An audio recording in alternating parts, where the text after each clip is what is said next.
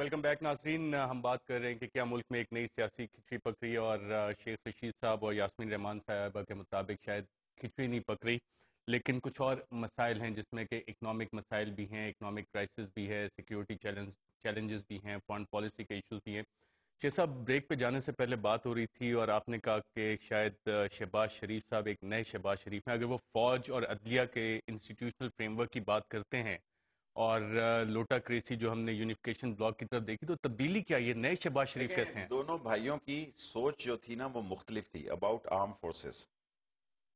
ایک بھائی بڑا سافٹ تھا، لینئر تھا، کوآپریٹو تھا، شیک ہینڈ پہ بلیو کرتا تھا. بڑا بھائی اب ہوا ہے اور اس نے کیا کلیئر. ایسی کیا تبدیلی آئی ہے کہ نواز مجھے شریف نہیں صاحب بھی پتا. کنونس ہو گئے؟ دیکھیں، انہوں نے باہر جانے سے پہلے ظاہر ہے، دیکھیں یہ جو اہم فیصلے کرتے ہیں دونوں بھائی بیٹھ کے کھانے شام کے کھانے پہ کرتے ہیں اہل خانہ سمیت، اس میں کوئی شامل نہیں ہوتا. پاکستان میں جتنے اہم سیاسی فیصلے کرتے ہیں یہ بگ پرسنالٹیز جو بگ شاٹ بدا بن گئے ہیں 4-5. باقی پارٹی کے ممبر بیچارے تو ڈیبیٹنگ کلب کا حصہ ہیں، ہاتھ اٹھانے کے لیے ان سے ڈرتے ہیں یہ ٹکٹ نہیں دیں گے تو ہماری سیاست تباہ ہو جائے گی. حالانکہ کوئی موت نہیں آ گئی اگر ہم اسمبلی میں نہیں ہیں، خدا نہ خواستہ. یہ بہت بڑی تبدیلی کا بیان ہے اور میں بہت ذمہ داری سے کہتا ہوں کہ ان کے ارادے جو ہیں، ان کو یہ شک ہے کہ اگر یہ ایک سسٹم ان کی اشیر بعد یا ان کے معاملات طے ہوئے بغیر ہو گیا تو شاید یہ ہمیشہ کے لیے یہ بھی فارغ نہ ہو جائیں. اگر یہ سسٹم کولیپس ہوا، اور یہ کولیپس ہونے کی بنیادی وجہ جو ہے وہ اکنامک کرائسس ہے. اگر کسی ایک محکمے میں، کسی بڑے ادارے میں یہ ایسی صورتحال بنتی ہے کہ وہ اس کی رننگ جو کیپیسٹی ہے وہ بھی ختم ہو جاتی ہے، تو پھر then the people have to think what to do. اور جہاں تک یہ کہتے ہیں کہ بڑے، حالانکہ حفیظ شیخ میرے ذاتی دوست ہیں اور ساری دنیا کو پتا ہے کہ ہم پہ ہم آپ یہ سمجھ لیں کہ ہم کسی ٹور پہ اکیلے جاتے ہی نہیں تھے جب تک فارن ٹورز پہ. لیکن ٹوٹلی میں سمجھتا ہوں کہ حفیظ شیخ سے مجھے بڑی امید تھی. 4 دفعہ فنانس منسٹر کی تبدیلی، 4 فارن سیکٹریوں کی تبدیلی، ایف بی آر سی یہ ریونیو والوں کی 3-4 آدمیوں کی. بٹ دس شوز دیٹ یہ ان سے حل نہیں ہو رہا، یہ ان سے گھیرے میں نہیں آ رہا، یہ ان کے کنٹرول میں نہیں آ رہا. اور انٹرنیشنل فورسز خود یہ کہہ رہی ہیں، اور جتنے بڑے ادارے ہیں سارے کولیپس ہو رہے ہیں. ریلوے کولیپس ہے، پی آئی اے کولیپس ہے، اسٹیل مل کولیپس ہے، او جی ڈی سی کولیپس ہے، لیکن حکومت پاسکو شاید کولیپس ہے. کوشش تو کر رہی ہے، جیسے یاسمین رحمان صاحبہ کہتی ہے. احسن اقبال صاحب ہمیں فون لائن پہ جوائن کریں. احسن اقبال صاحب، عدلیہ اور فوج کا سیاست میں کیا کردار ہے؟ وہ قومی مسائل کیسے حل کر سکتے ہیں؟ کیا آپ کا پارلیمان سے اعتبار اٹھ گیا ہے؟ پنجاب اسمبلی سے آپ کا اعتبار اٹھ گیا ہے جو فوج اور عدلیہ کو اب آپ پروپوزلز دے رہے ہیں کہ میٹرز آف نیشنل ریکانسیلیشن میں انہیں شامل ہونا چاہیے؟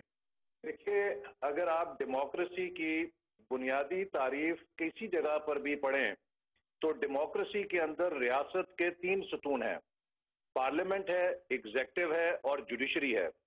اگر یہ تینوں ٹانگیں کھڑی ہوں، توانا ہوں اور آپس میں سنکرونائزڈ ہوں، اسی سے ایک مضبوط جمہوریت نشو و نما پاتی ہے.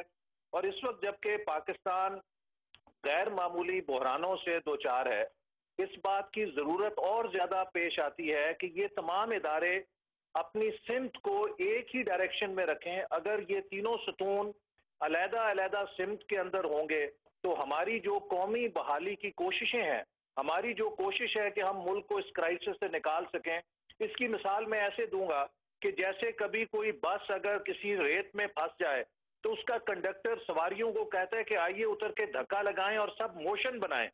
اس کا مطلب یہ ہوتا ہے کہ سب اپنے ایفرٹ کو سینرجائز کریں. اگر ہم سب لوگ مل کر اس آئین کے دائرہ کار کے اندر، اس کا یہ قطعاً مطلب نہیں ہے کہ ہم کسی غیر آئینی کردار کو دے رہے ہیں. یہ ایوان صدر میں، ایوان وزیر اعظم میں ہر روز آرمی چیف کے ساتھ بیٹھ کے مشاورت کرتے ہیں. اسی طرح وزیر اعظم صاحب نے چیف جسٹس کے ساتھ مشاورت کی جب ججز کی تقرری کا مسئلہ تھا. تو آئین کے دائرہ کار میں رہتے ہوئے ان آئین کے بنیادی ستونوں کو ایک قومی ایجنڈے احسن پر اقبال صاحب، متفق جو کرنا تو پولیٹیکل کوئی ایسی سائنس میں بات ہم نہیں. نے تعریف پڑھی تھی پارلیمنٹ، ایگزیکٹو، جوڈیشری کی، اس میں ایگزیکٹو میں فوج تو کہیں نہیں آتی تھی. یہ مسلم لیگ نون نے کوئی نئی تعریف بنائی ہے ایگزیکٹو کی آئین کے تحت جس میں فوج کا بھی کردار ہے سیاست میں؟ جو فوج ہے یہ ایگزیکٹو کے ماتحت ہے اور ایگزیکٹو کا حصہ ہے. اور جیسے آپ جانتے ہیں کہ اس وقت دہشت گردی ایگزیکٹو کے کے اندر، ماتحت ہونا احسن اقبال صاحب ایک الگ چیز ہے، اور ایگزیکٹو بذات خود ہونا ایک بالکل مجھے الگ چیز ہے آئین کے مطابق. آپ مجھے یہ فرمائیے کہ آپ مہینے میں کتنی بار آرمی چیف کی ایوان صدر میں وزیر اعظم اور صدر کے ساتھ ملاقاتوں کی تصویر دیکھتے ہیں؟ احسن اقبال صاحب، جو رات کو ملاقاتیں ہوتی ہیں آرمی چیف کے ساتھ، شہباز شریف صاحب کی، چودھری نثار صاحب کی، ان کی تصویریں ایشو نہیں ہوتی؟ دیکھیے، ہر دن کی ملاقات ہو یا رات کی ہو، مسلم لیگ نون کا موقف اس حوالے سے کہ فوج کا کوئی سیاسی کردار نہیں ہونا چاہیے، ایک اندھے کو بھی معلوم ہے۔ ہم نے پچھلے 10 سال اس کے لیے بہت جد و جہد کی ہے، مار کھائی ہے۔ احسن اقبال صاحب، جہانگیر کرامت صاحب کو نیشنل سیکیورٹی کاؤنسل بنانے کے پروپوزل پہ آپ لوگ فارغ کر دیتے ہیں کہ فوج کا کردار نہیں ہونا چاہیے، کیا تبدیلی آ گئی ہے کہ اب آپ کو فوج اتنی اچھی لگنے لگی ہے 10 سالوں میں؟ دیکھیے ارشد، میں دوبارہ آپ سے یہ کہوں گا کہ آپ you are just trying to stretch a point out of context. میں نے آپ سے یہ کہا کہ اگر دہشت گردی کا جو چیلنج ہے اس کا ہم نے مقابلہ کرنا ہے، اس میں کون کون سٹیک ہولڈرز ہیں؟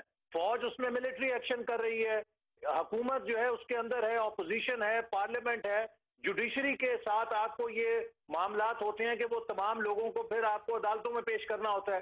تو اگر یہ بات کہہ دی جائے کہ ان تمام اداروں کو ایک قومی ایجنڈے کے اوپر متفق ہونا چاہیے، احسن اقبال صاحب، اس قومی ایجنڈے کے نام پہ آپ دوبارہ فوج کو پولیٹیسائز کرنے کی طرف تو کوئی اقدام نہیں اٹھا رہے؟ کوئی نہیں، فوج کو پولیٹیسائز کرنا مسلم لیگ نون کے لیے آخری دن ہوگا جس دن مسلم لیگ نون ایسا کوئی قدم اٹھائے گی۔